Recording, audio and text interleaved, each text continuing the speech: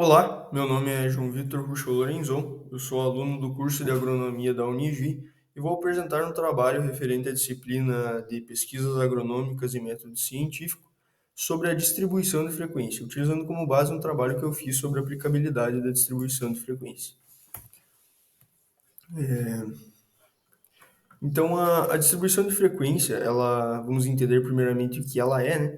Ela faz parte da estatística e é um método organizacional que nos permite analisar de maneira descritiva um conjunto ou vários conjuntos de dados e assim dar ordem a esses dados, né?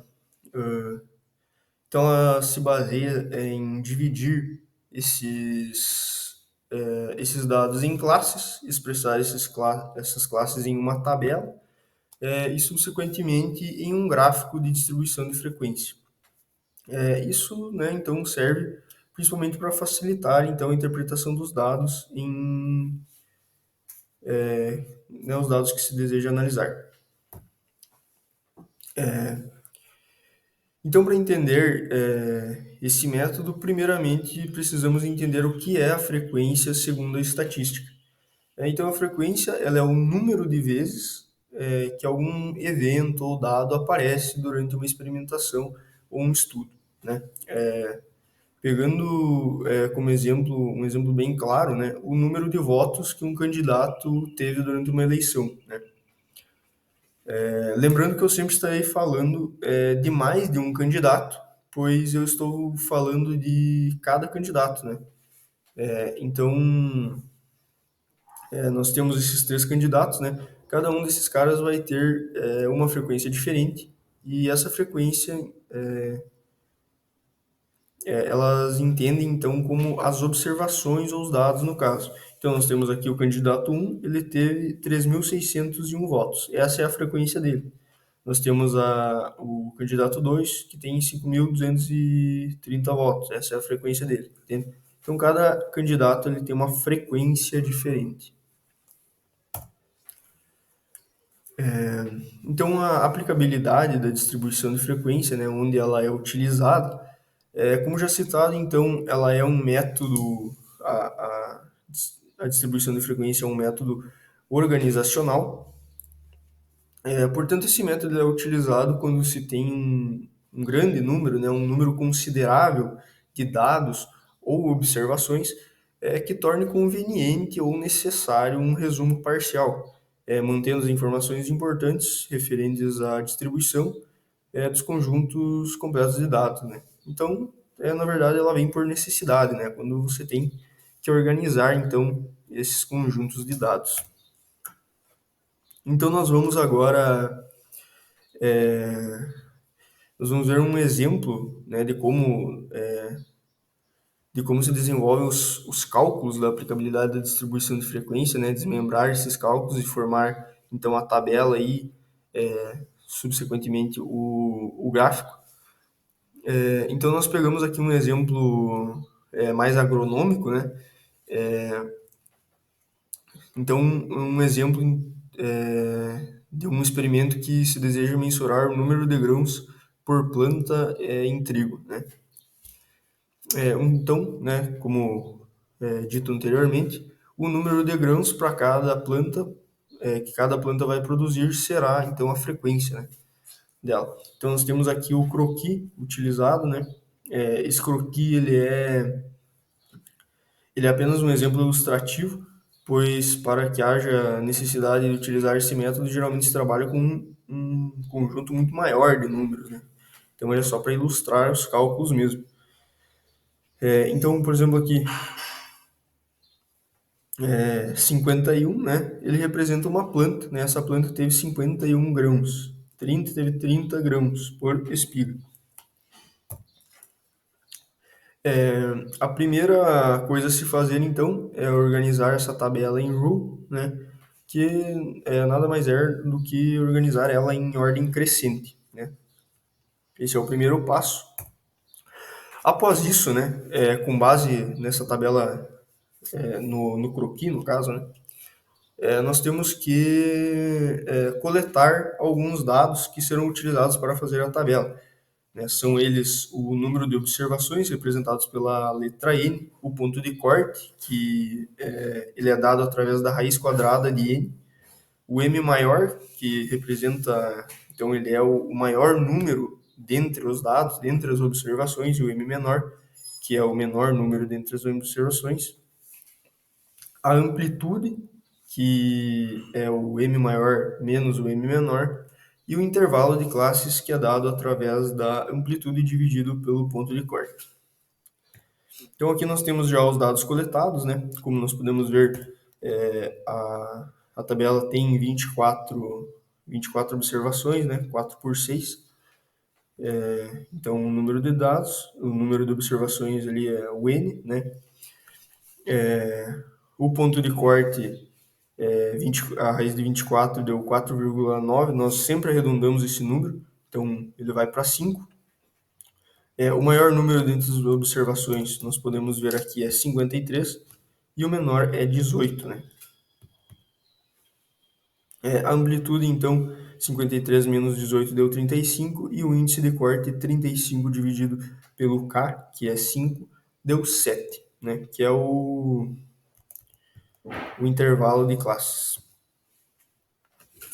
Então aqui nós temos já a tabela de distribuição de frequência montada, né? E nós vamos...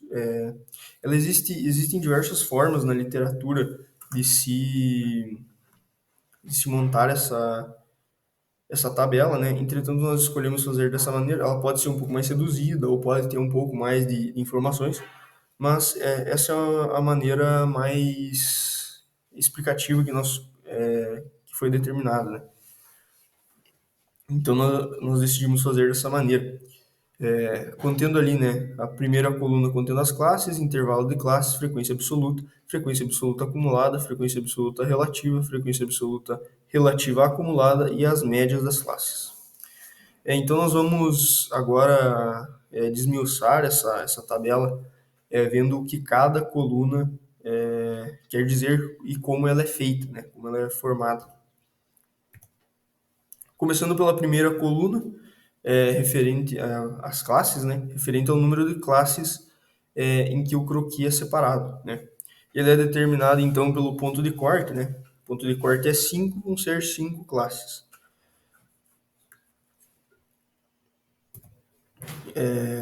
A segunda coluna é o intervalo de classes, né? Que ela vai determinar, dentro do croquis, aonde cada classe começa e aonde cada classe termina, né? E ela é determinado pelo intervalo de classes, né? Que no caso, como já disse anteriormente, deu 7. Né? E nós temos aqui, então, ao lado, a explicação de como aplicar isso, né?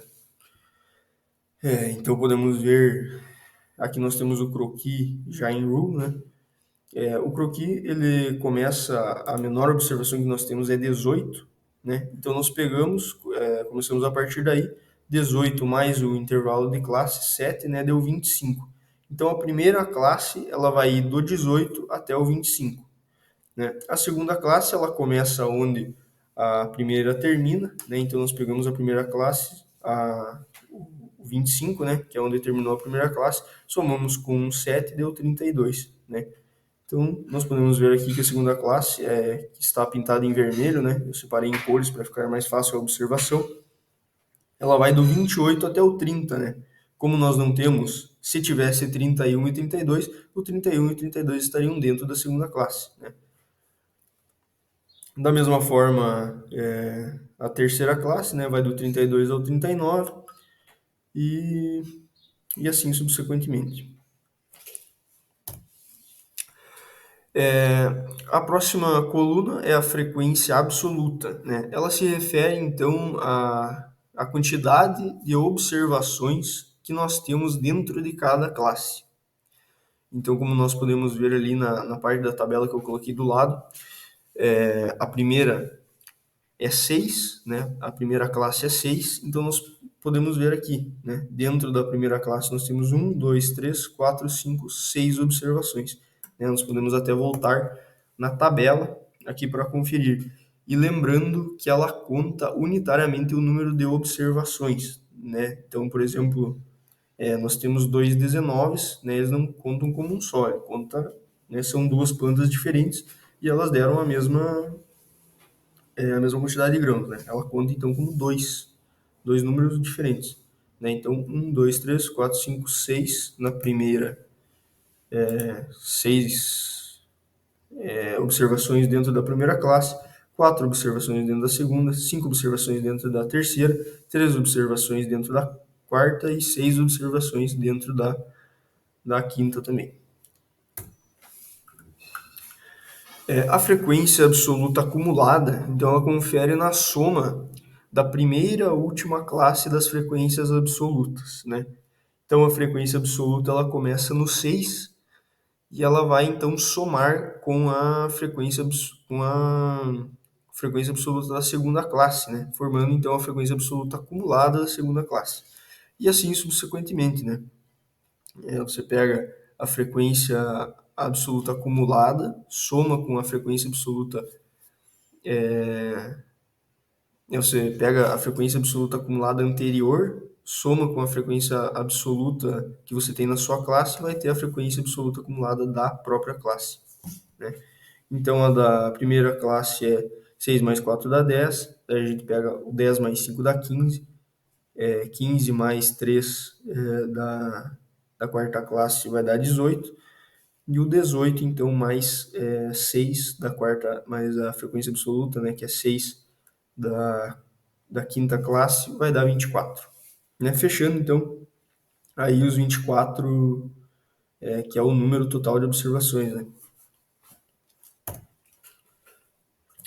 A frequência relativa absoluta,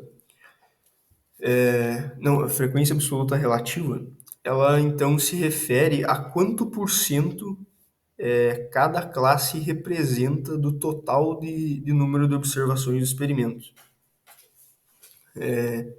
Então, nós fazemos isso através de uma regra de três básica, né? Tendo como, né, o número de observações totais como sendo 100%, e o número, né, então, da frequência absoluta, o número da frequência absoluta, então, a gente quer saber quanto por cento ela representa dessa classe. Então, a frequência absoluta da primeira classe é 6, né? E o número total é 24.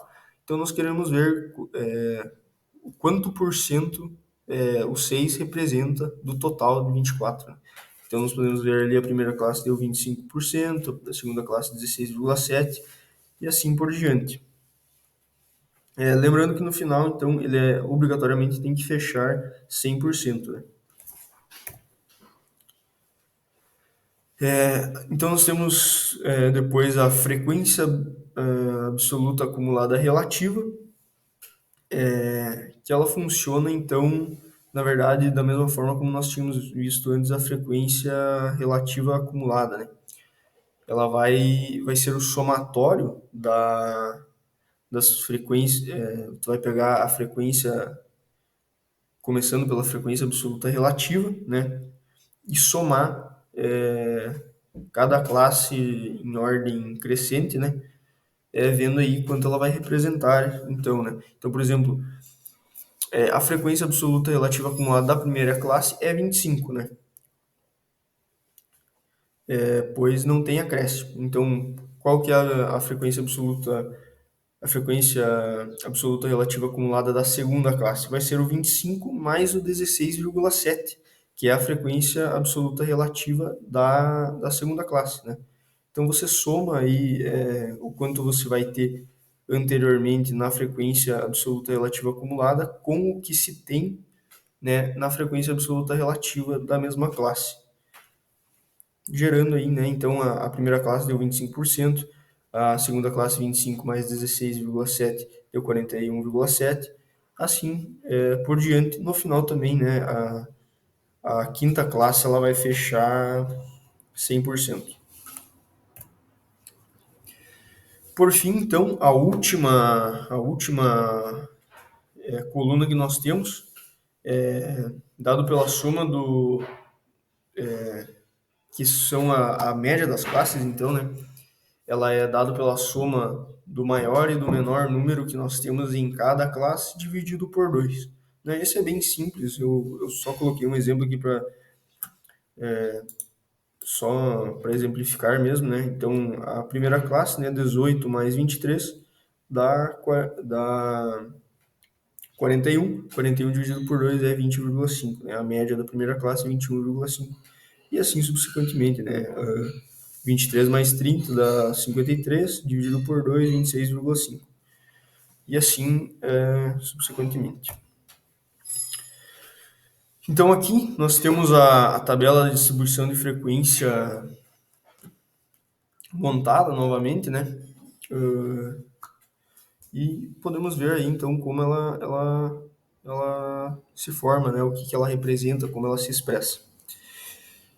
A partir desta tabela, então, nós formamos um gráfico, que na verdade é um histograma, né? Geralmente se forma com isso, que é o histograma de frequência. Esse histograma foi montado a partir desta tabela, né, dos dados dessa tabela, e ele foi montado no Excel, né? Então aqui nós podemos ver a primeira, segunda, terceira, quarta e quinta classe, né? E quanto ela representa, então, de cada uma das classes. Então ela é um exemplo mais ilustrativo, né? Para facilitar a interpretação.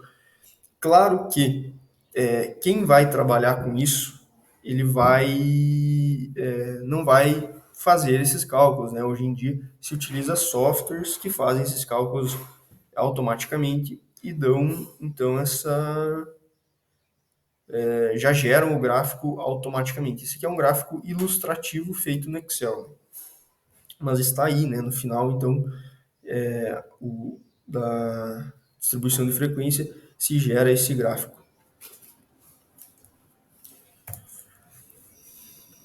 Então, bom, por fim, a estatística ela é um ramo presente em qualquer área da sociedade. Essa ciência nos permite coletar e compreender dados de maneira mais precisa. Isso interfere diretamente na tomada de decisão, né? Podendo estimar, então, previsões e fenômenos em toda e qualquer situação que seja aplicado. Deste modo, a distribuição de frequência ela vem como uma ferramenta fundamental, utilizado tanto em projetos de pesquisa, quanto em meio acadêmico, quanto em empresas e no mercado de trabalho. Obviamente, dessa forma, atualmente, como eu já disse, ela é feita através de programas e softwares, mas a interpretação ela é toda automatizada, né? Vai te gerar, tu coloca lá os dados, ele te gera a, a tabela e o histograma automaticamente. Entretanto, a compreensão de como é feita essa atuação ela é muito importante, inclusive para interpretar os resultados, né? E tomar a decisão certa, conferir algum erro, às vezes. Então, muito obrigado pela atenção.